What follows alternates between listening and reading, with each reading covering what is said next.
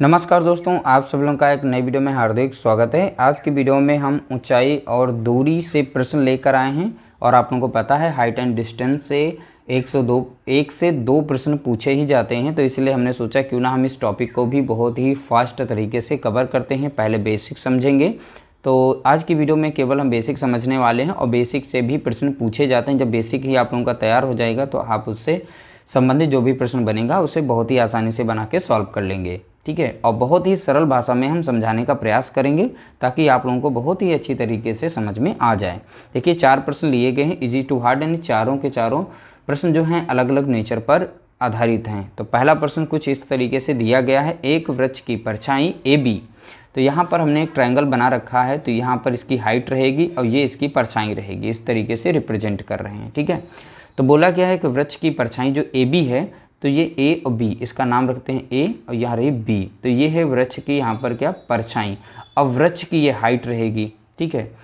तो ये रहा वृक्ष इस साइड में, तो वृक्ष कहाँ पर है, तो यहाँ पर ये रहा वृक्ष। तो A, B और C इसका नाम रख लेते हैं। तो वृक्ष की परछाई जो दी गई यहाँ पर 8√3 दी गई है, जैसा कि यहाँ पे बोला गया है। तो AB की वैल्यू कितनी दी गई, 8√3 थी।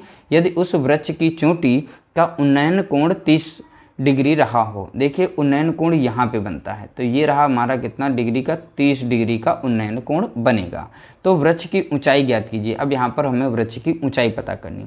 जब इस तरीके से कंडीशन हो, जब ये इसे बोलते हैं लंब। देखिए पहली चक्कर में हम नाम बता रहे हैं, ये सारी चीज़ें ध्यान रखिएगा। ये है लंब और ये है इसका कर्ण और ये है इसका आधार। तो आधार यानी परछाई, तो यहाँ पर हो गया इसका आधार। तो यहाँ पर हमें देखिए जो यहाँ पे 30 दिया गया, 30 डिग्री का दिया गया, तो इसमें हम tan 30 का उपयोग करते हैं, ठीक है।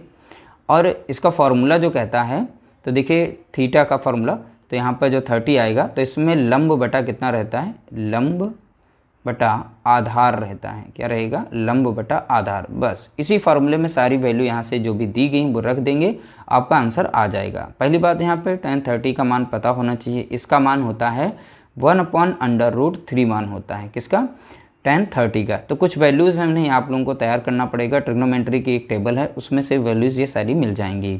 तो लंब, अब देखिए लंब कितना दिया गया, यहाँ पे नहीं दिया गया, यानी हमें लंब नहीं पता, यानी वृक्ष की जो हाइट है वो नहीं पता, तो उसको हम वैसे ही लिख देंगे। आधार हमें पता है यहाँ पर कितना है, 8√3 दिया गया है, ठीक है। तो इस तरीके से दिया गया।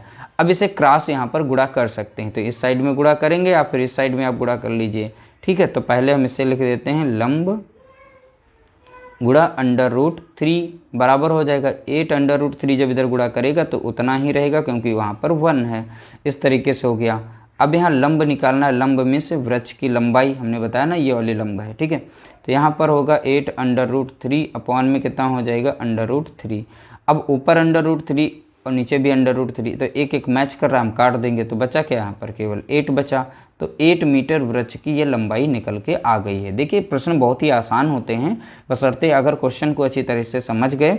फिर वैल्यूज़ आती हैं, साइन जैसे 60 है, tan 45 है, tan 30 है, इनकी वैल्यूज़ अगर आती हैं, आप वैल्यू पुट करके आप इनका आंसर निकाल सकते हैं। अगला प्रश्न दिया गया, 10 मीटर लंबा खंभा भूमि पर ऊर्ध्वाधर खड़ा है। देखिए 10 मीटर लंबा, तो इस बार यहाँ की वैल्यू दे रखी है, यानी जो खंभा है ये 10 मीटर लंबा है। उसके आधार से कितनी दूरी पर स्थित किसी बिंदु पर उसके शिखर का उन्नयन कोण 30 डिग्री बनेगा। देखिए उन्नयन कोण अभी बताया था यहाँ पे बनता है, कहता है 30 डिग्री बनेगा, लेकिन उसके आधार से कितनी दूरी पर ये बोला गया, यानी यहाँ पर हमें आधार इस बार निकालना है। तो आधार हमें नहीं पता कितनी दूरी पर बनेगा ये 30 डिग्री का, तो इस बार आधार पूछ लिया गया। तो क्वेश्चन को बहुत ही अच्छी तरीके से समझना है, उसके बाद एक ट्रायंगल शेप में इस तरीके से फिगर बना लेना है, फिर सारी वैल्यूज उसमें रख देनी है, उसके बाद सॉल्व करना है। देखिए यहाँ पर भी 30 आया है, यानी कि यहाँ पर हमें वैल्यू लगानी है tan 30 डिग्री। तो बराबर अभी क्वेश्चन बताया था, क्या होता है, लंब बटा यहाँ पर हो जाएगा नीचे आधार, लंब बटा क्या होगा, आधार होगा। जो tan 30 का मान कितना है, 1/√3 होता है। लंब यहाँ पर कितना दे रखा है, 10 दे रखा है। आधार कितना नहीं पता, तो आधार को आधार ही लिख लीजिए यहाँ पर, ठीक है। अब क्रॉस गुणा करेंगे तो आधार का आधार ही रहेगा, ठीक। और इधर क्रॉस की गुणा करेंगे तो यहाँ पर 10 होगा और अंडर रूट में 3, ये दोनों के गुणा करके इस तरीके से वैल्यू बना लेंगे, यही इसकी वैल्यू हो जाएगी। तो बेसिक तरीके से आप इसी तरीके से सॉल्व करेंगे, समझेंगे, बहुत ही आसानी से आपको ये जो हाइट एंड डिस्टेंस का टॉपिक है बहुत ही इजी लगेगा। इसके बाद पार्ट 2 जो आएगा उसमें थोड़ा सा और हम इजी टू हार्ड की तरफ जा रहे हैं ना, तो उसमें थोड़ा सा और लेवल बढ़ा देंगे। उसके बाद पार्ट 3 में जो हाई लेवल होता है वो भी सॉल्व करा देंगे। अगला प्रश्न दिया गया, देखिए 8√3 मीटर ऊंचे खंबे के शिखर से एक तार को बांधकर, यानी यहाँ पर पहली बात खंबे की ऊंचाई दे रखी है, कितनी है 8√3 मीटर ऊंचे खंबे से एक तार बांधा जा रहा है। ठीक है, एक तार को बांधकर तार का दूसरा सिरा जमीन में गाड़ा गया है। तो यानी यहाँ से खंबे की हाइट से अगर तार को बांधेंगे, दूसरा सिरा जो जमीन के दूसरी दूरी पर यानी जमीन पर गाड़ा गया है। ठीक है, तो तार का दूसरा सिरा जमीन से 60 डिग्री का कोण बना रहा है। तो ये जो तार है ये जमीन से जो है कितने डिग्री का कोण बना रहा है, तो आप बता रहे हैं यहाँ पर 60 डिग्री का कोण बना रहा है।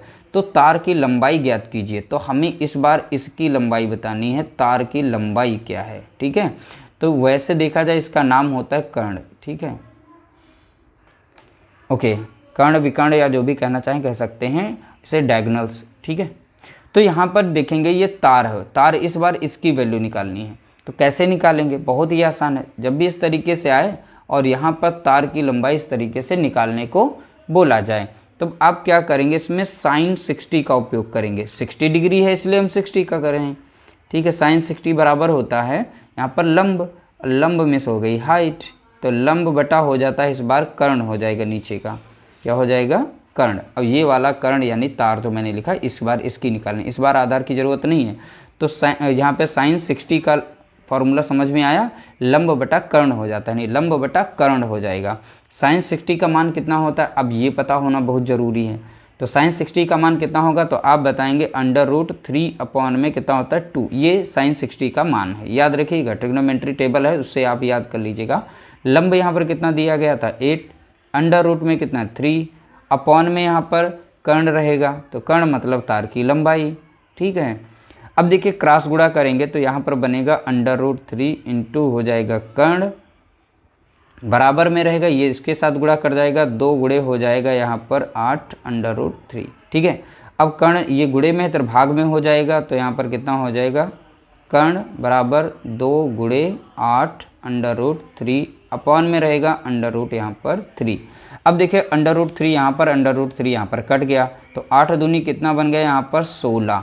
तो ये 16 मीटर जो है तार की लंबाई आ गई। तार यहाँ से लेकर यहाँ तक कितना मीटर लंबा है, तो आप बताएंगे 16 मीटर लंबा है ये तार। ठीक है, तो देख सकते हैं इस तरीके से तार की हमने लंबाई यहाँ पर निकाल ली है। इस तरीके से क्वेश्चन नंबर 3 भी सॉल्व हो गया हमारा। अगला प्रश्न दिया गया, 15 मीटर ऊंचे बिजली के पोल की परछाई। देखिए अब बिजली का जो पोल है, पोल मीन्स क्या होता है खंभा, तो ये 15 मीटर ऊंचा है। पहले से यहाँ पर वैल्यू दे रखी है, 15 मीटर ऊंचा पोल की परछाई कितनी लंबी होगी। अब परछाई कितनी लंबी होगी, यानी यहाँ पर आधार पूछ लिया गया। परछाई तो भैया ज़मीन पर बनती है, तो यहाँ पर क्या निकालेंगे, इसका आधार बोलिए या फिर आप परछाई बोलिए। ठीक है, तो यहाँ पर परछाई साइड में निकलेगी। ठीक है, तो इसे हम आधार भी लिख लेते हैं, फॉर्मूले में वैल्यू रखेंगे। ठीक, ओके। अब यहाँ पर है उसकी शिखर का उन्नयन कोण 30 डिग्री है। अब ये शिखर से जो हमारा उन्नयन कोण बन रहा है वो 30 डिग्री का बन रहा है। बस आप निकाल लेंगे, यहाँ पर लंब बटा यहाँ पर जो है आधार वाला फार्मूला लगा देंगे। 30 है तो हमें पता चल गया क्या होगा, tan 30 बराबर होता है लंब बटा आधार। अब देखिए ये फार्मूला क्यों लगा रहे हैं, क्योंकि लंब और आधार का हमें रिलेशन पता होना चाहिए, क्योंकि इस बार इसकी ज़रूरत नहीं, इसको पता करना है। तो इसलिए लंब बटा आधार किसका फार्मूला आ रहा है, जो tan 30 का आ रहा है। तो इस तरीके से इनकी वैल्यू हम यहाँ पे रख लेंगे, tan थीटा का मान, तो लंब बटा आधार हो जाएगा। ठीक है, अब 30 का मान हमें पता है, 1 अपॉन कितना होता है √3 होता है, और लंब यहाँ पे कितना दिया गया 15 दिया गया है, आधार कितना दिया नहीं दिया, यही हमें पता करना है। तो आधार की जगह पे आधार रखेंगे। अब ये क्रॉस गुणा करेंगे तो आधार का आधार ही रहेगा। अब जो क्रॉस गुणा करेंगे तो हो जाएगा 15 गुणे √3 हो जाएगा। तो इसका आंसर क्या बनेगा 15 √3 मीटर, यही इसकी परछाई आ जाएगी। तो ऑप्शन बी यहाँ पर इसका राइट आंसर हो जाएगा। तो इसकी जो परछाई थी इसका क्या हो गया मान, तो आप बताएंगे 15√3 हो जाएगा।